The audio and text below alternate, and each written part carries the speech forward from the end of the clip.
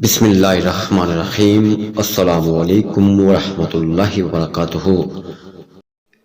امام علی علیہ السلام فرماتے ہیں کہ جس طرح شبنم کے قطرے مرجھائے ہوئے پھول کو تازگی بخشتے ہیں، اسی طرح اچھے الفاظ مایوس دلوں کو روشنی بخشتے ہیں۔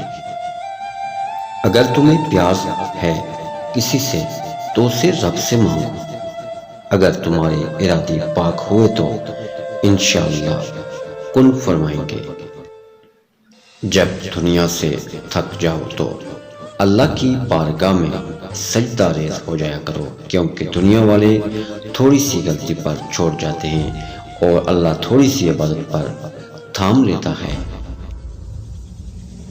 آپ کسی کو بھی دو چیزوں کے لیے زبردستی مجبور نہیں کر سکتے، ایک محبت دوسرا عبادت، دونوں دل سے ہوتی ہیں اور دونوں کا رشتہ روح سے جڑا ہوتا ہے۔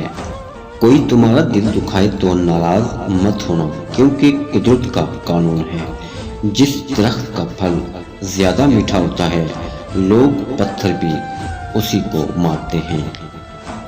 قیامت والے دن تم اس کے ساتھ ہوگے جس سے تم محبت رکھتے ہو۔